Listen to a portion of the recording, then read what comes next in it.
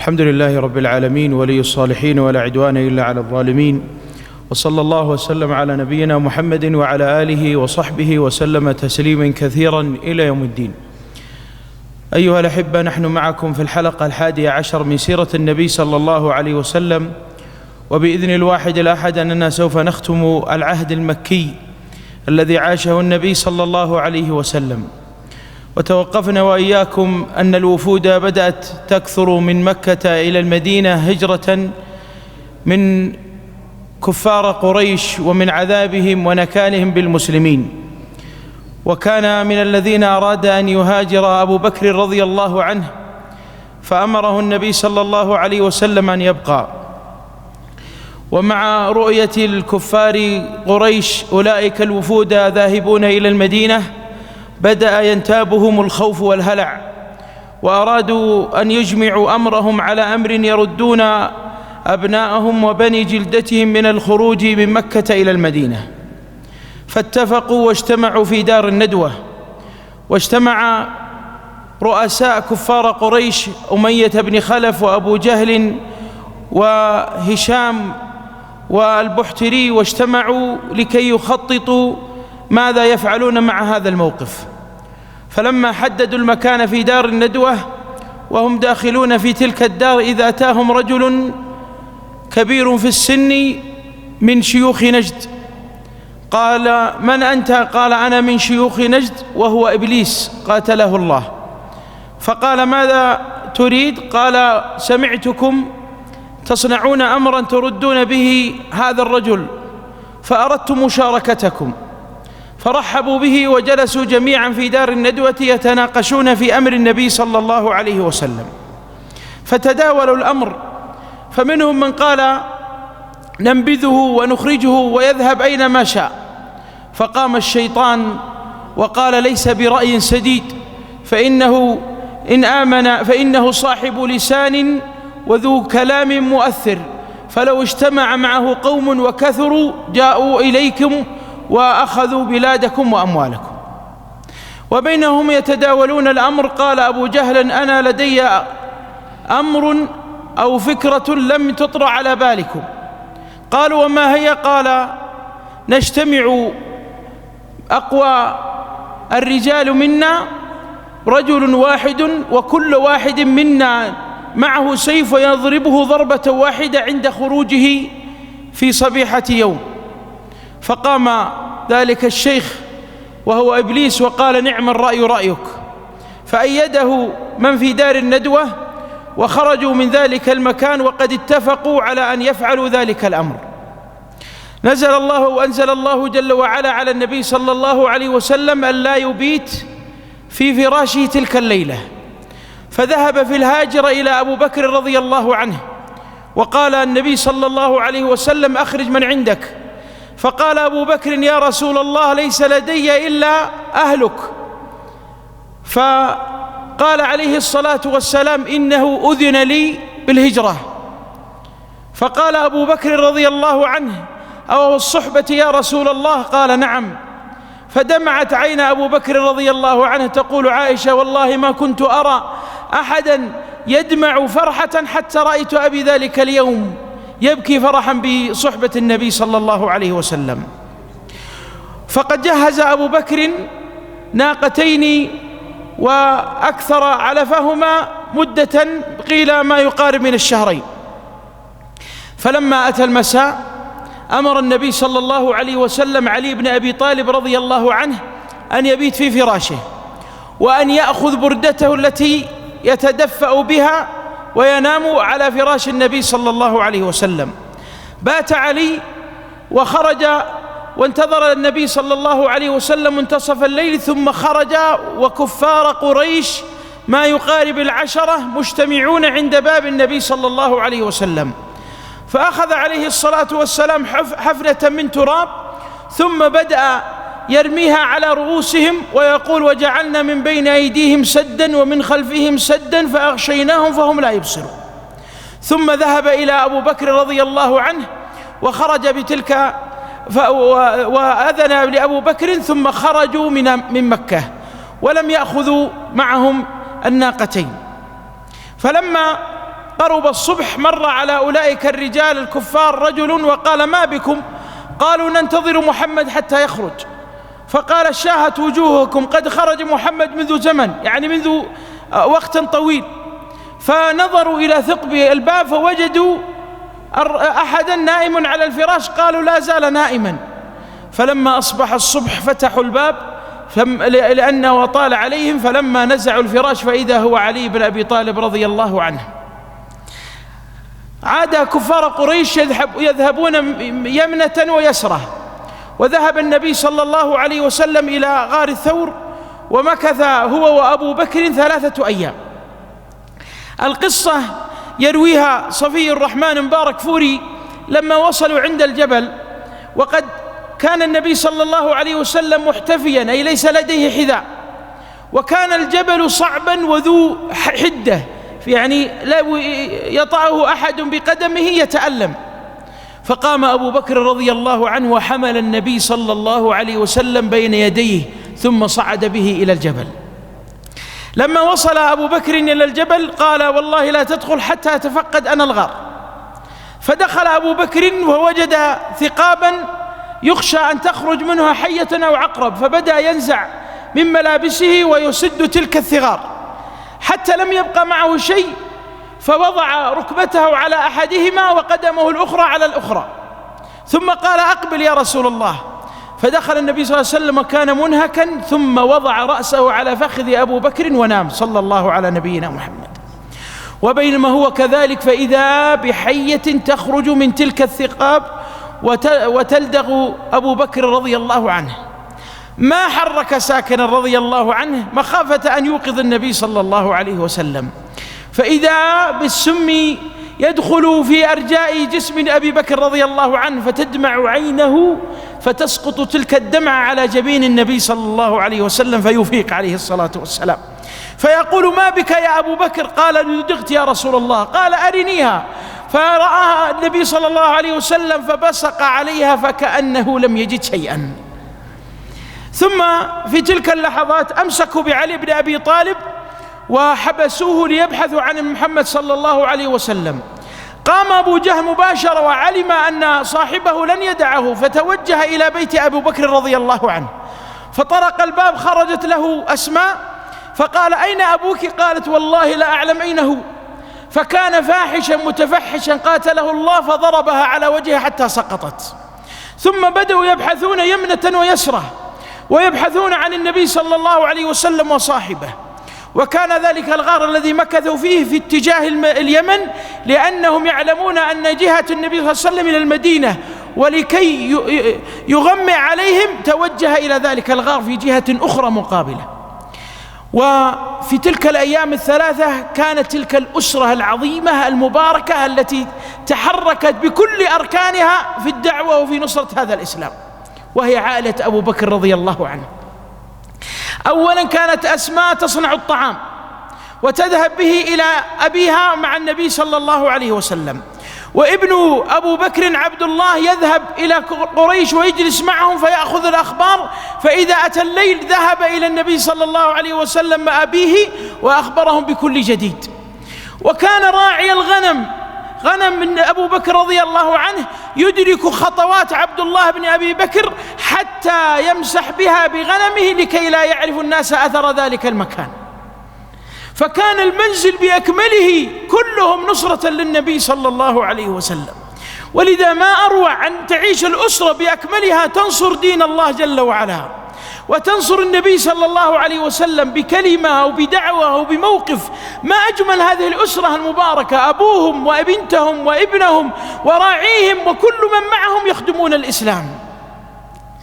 في تلك الأيام 3 ومع شدة البحث، وإذا بأحد مجموعة من الذين يبحثون عن النبي صلى الله عليه وسلم وصلوا إلى الغار.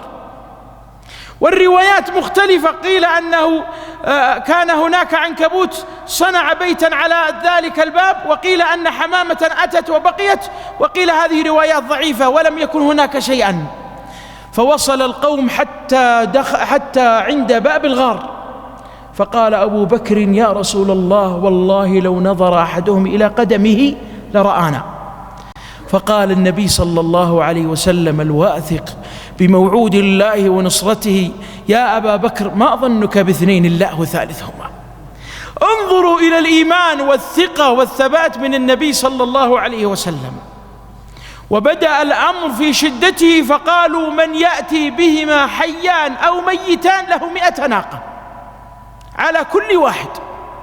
وبدأ الناس يبحثون في كل أصقاع مكة ما جاورها وما بعد عنها. ولما مكث النبي صلى الله عليه وسلم تلك الأيام الثلاثة وهدأ ذلك البحث، أمر النبي أبو بكر رضي الله عنه برجل يسمى خريت يعرف الطريق إلى المدينة، وهو عبد الله بن أقيرط. ثم أرسل في الناقتين وأتت إلى أبو بكر والنبي صلى الله عليه وسلم، وأتت أسماء بطعام إلى أبيها والنبي عليه الصلاة والسلام، فكانت مسرعة ولم ترتب أمرها، فلما أرادت أن تعطيهما ما وجدت شيئا تضعهما فيها الطعام الذي أتت به، فما وجدت إلا نطاقها الذي على رأسها، فشقته نصفين وجعلت النصف منه غطاء لطعام النبي صلى الله عليه وسلم وأبيها، فسميت ذات النطاقين رضي الله عنها. توجه أبو بكر والنبي صلى الله عليه وسلم والخريت، وكان ليس مسلما وإنما تعاهدوا معه بأن يدلهم الطريق ويكافئوه. وبدأ يخرجون، قال بعض السير أنهم توجهوا إلى اليمن وأعمقوا فيها، ثم أخذوا بعد ذلك غربا، ثم توجهوا بقراب الساحل. وبعض أهل الجغرافيا رسموا هجرة النبي صلى الله عليه وسلم فكانت تتعارض بعض الأحيان مع الطرق المعروفة، ولم يكن يمضون عليها دائما، فإذا أتوا إلى هنا أتوا هكذا وهكذا حتى يغيرون طريقهم لا يكتشفون النبي صلى الله عليه وسلم. ذكر أهل السير بعض المواقف التي حصلت مع أبو بكر والنبي صلى الله عليه وسلم. أولها أنهم وجد أبو بكر صخرة عظيمة بها ظل، فتوجه بالنبي صلى الله عليه وسلم إليها، ثم وجد راعيا فطلب منه لبنا فأعطاه، فوصل إلى النبي صلى الله عليه وسلم وقد نام، فانتظر حتى أفاق وشرب النبي صلى الله عليه وسلم من ذلك اللبن. فلما شبع صلى الله عليه وسلم قال أبو بكر للنبي صلى الله عليه وسلم: ارتويت؟ قال: نعم. قال: فأنا كذلك. وهذا قال من لطف وحنان أبو بكر رضي الله عنه. من المواقف أيها الأحبة العظيمة قصة سراقة بن مالك، لما كان مع قومه فإذا بالراعي يقول: إن هناك قوم وكأنهم محمد وصاحبه، فأراد أن يبطئ القوم فقال: لا، إنهم أناس فلان وفلان أعرفهم، يعني أرسلت فلان وفلان فليس هم كما تقول. ثم مكث ساعة حتى هدأ الناس، ثم أخذ وطلب جاريته أن تخرج له خيله من خلف المنزل، ثم ركب خيله وأسرع إلى النبي صلى الله عليه وسلم. وبينما هو في الطريق ويراهم من بعيد إذ وغارت قدم الخيل في الأرض، فأخرج من جيبه الأزلام، وكان الأزلام يستقسمون بها لكي يتخيروا بين الأمر، وكانت يعني كالكرات أو غير ذلك، إذا غلب شيئا لشيء فالغالب هو الذي يؤخذ برأيه. فصنع شيئا من الأزلام، فإذا بأن الأزلام تأمره أن لا يذهب فيخالفها ويمضي، ثم يأخذ مسافة فتغرس خيل سراقة إلى الأرض، فيخرج الأزلام ويرمي بها لعلها أن تعطيه أمرا فتعطيه مخالفة ما يريد، فيخالف ويذهب حتى وصل إلى النبي صلى الله عليه وسلم، فغرست وسقطت قدم الخيل في الأرض. فقال النبي صلى الله عليه وسلم، فقال سراقة للنبي صلى الله عليه وسلم: والله لا أمسكما بسوء فادعوا لها. فدعا النبي صلى الله عليه وسلم فخرجت وسلمت. قال: اكتب لي كتابا، يقول سراقة للنبي صلى الله عليه وسلم. فقال عليه الصلاة والسلام: يا سراقة، كيف لك وأنت تلبس سواري كسرى؟ فقال سراقة: كسرى بن هرمز هذا كان ملك الملوك على وجه الأرض من أعظم الملوك. قال: نعم، كسرى بن هرمز. فقال: لكم الأمان. ثم عاد إلى قومه وقال: لقد اطمأننتم من الأمر وليس ورائي شيئا. من المواقف أيها الأحبة أن النبي صلى الله عليه وسلم مروا على خيمة تسمى خيمة معبد، وكانت صاحبة غذاء وتعطي المارة إذا وجد معها شيئا. فمر النبي صلى الله عليه وسلم وقد ارتحل غنمهم، ولم يبق إلا غنمة صغيرة أو ماعزا في أقصى الخيمة. فقال النبي صلى الله عليه وسلم: هل لديكم من لبن؟ قالوا: لا. قال: وتلك؟ قال: إنها هزيلة أجهدها التعب فلم تستطع أن تذهب مع صيحباتها. فقال: أبها لبن؟ قالت: هي أجهد من ذلك. فقال: ناولينها. فمسح النبي صلى الله عليه وسلم، وكانت هزيلة ضعيفة ليس بها شيئا، فمسح النبي صلى الله عليه وسلم على ضرعها فسال ذلك اللبن العظيم، فملأ طاس النبي صلى الله عليه وسلم وملأ أواني معبد وشرب صاحبه والخريت الذي معهم. وفي مساء الليل إذا أبو معبد قادم إليه، فقالوا: من أين لكم هذا اللبن؟ فأخبرته بالخبر. يقول أهل السير: ما كان من أحد وصف النبي صلى الله عليه وسلم كما وصفت معبد النبي صلى الله عليه وسلم، لأنه قال: صفنيه، أعطيني من هو ذلك الرجل، فوصفته وصفا عظيما. من المواقف أيها الأحبة، والوقت يطول علينا ونحن نحاول أن نأخذ الوقت المحدد، أن النبي صلى الله عليه وسلم التقى بأبي بريدة وكان معه قومه فدعاهم للإسلام فأسلموا. ثم التقى بالزبير وهو قادم بقافلة من بلاد الشام، فكسى الزبير النبي صلى الله عليه وسلم وأبو بكر ثوبين. ثم وصل النبي صلى الله عليه وسلم إلى قباء يوم الاثنين 8 من الربيع الأول من هجرة النبي صلى الله عليه وسلم، ومكث فيها ما يقارب من 4 أيام، حتى أتى يوم الجمعة تحرك النبي صلى الله عليه وسلم إلى المدينة. وكان أصحابه من الأوس والخزرج يذهبون إلى أعلى مكان في المدينة وينظرون قدوم النبي صلى الله عليه وسلم، فإذا اشتد عليهم الشمس عادوا إلى منازلهم، وهم على ذلك أيام.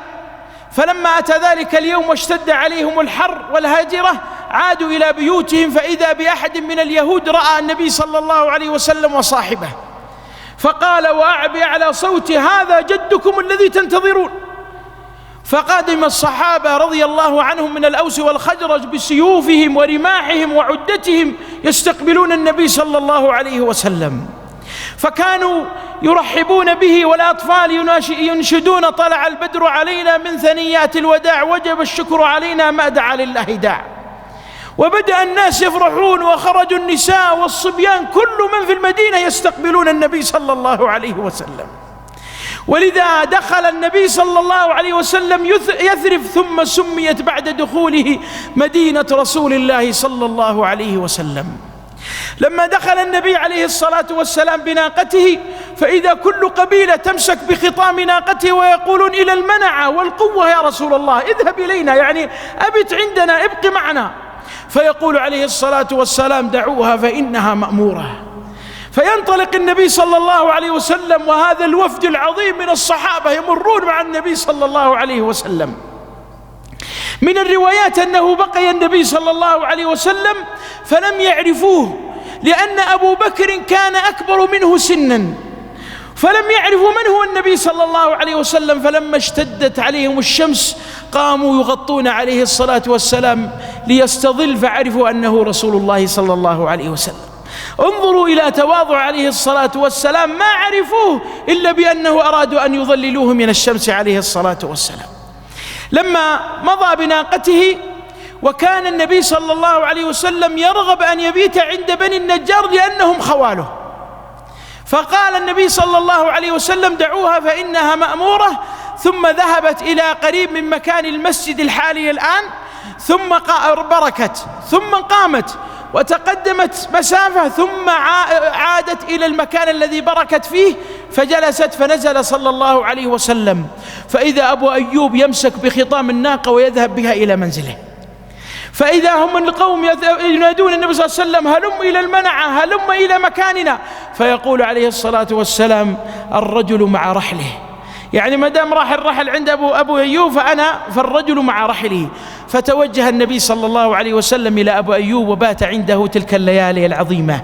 من القصص عند أبو أيوب رضي الله عنه أن كان بيته عبارة عن دورين، فمكث النبي صلى الله عليه وسلم في الأسفل، فلما أتى المساء فإذا أنجن جنون أبو أيوب قال: كيف أجلس على سقف تحته رسول الله صلى الله عليه وسلم؟ فجلسوا في زاوية من المنزل ينتظرون الصباح، حتى من الروايات أنه سقط الماء فبدأوا يجففون ذلك المكان لا ينزل على النبي صلى الله عليه وسلم شيئا من الماء. فلما أتى الصباح نزل أبو أيوب وقال: يا رسول الله، والله لا أبيت على سقف أنت تحته. قال النبي صلى الله عليه وسلم: إنني ألتقي بأصحابي والوفود يسلمون وهو علي وعليك عسر أن نرتقي إلى المكان الأعلى. فقال: والله لا أبيت في مكان أنت تحته. فقام النبي صلى الله عليه وسلم وبات وجلس في أعلى المنزل رضي الله عن أبو أيوب. في تلك اللحظات من المواقف أن أبو بكر وبلال رضي الله عنهما أصابهم حمى، وكانت يثرب تصاب بالحمى الشديدة أهلها، فدعا النبي صلى الله عليه وسلم وقال: اللهم حبب إلينا المدينة كما حببت إلينا مكة، وانقل حمها إلى الجحفة. فنقلت سبحان الله بدعاء النبي صلى الله عليه وسلم الحمى التي كانت تصاب في يثرب إلى خارج يثرب. وكانت تلك اللحظات بداية العهد المدني الذي عاش مع الصحابة والمواقف العظيمة التي جرت مع النبي صلى الله عليه وسلم. وبإذن الله في لقائنا القادم نتكلم عن المراحل في العهد النبوي والعهد المدني، وكيف كان لقياه النبي صلى الله عليه وسلم، ومن هم الأصناف الذين كانوا معه من اليهود وغيرهم. ولعلنا بإذن الله نرتقي ونبلغ المنزلة في انتهاء هذه السيرة هذه السنة، لعل الله أن ييسر ويبارك في الوقت. أسأل الله جل وعلا أن يمتعنا وإياكم برؤية النبي صلى الله عليه وسلم في الدنيا والآخرة، وأن يبلغنا وإياكم منزلة شفاعته، وأن يتجاوز عنا تقصيرنا في حقه. اللهم ثبت الإيمان في قلوبنا، اللهم ثبت الإيمان في قلوبنا، واغفر لنا زللنا وخطأنا يا رب العالمين. اللهم ارزقنا وإياهم الإخلاص في القول والعمل. اللهم اجعل أعمالنا خالصة لوجهك الكريم يا رب العالمين. اللهم إنا نسألك الثبات حتى الممات. اللهم انصر ولي أمرنا على الحق، اللهم أريه ونائبه الحق حقا وارزقهم اتباعه، وأريهم الباطل باطلا وارزقهم اجتنابه. اللهم تقبل منا واعف عنا وتجاوز عنا يا رب العالمين. وصلى الله على نبينا محمد.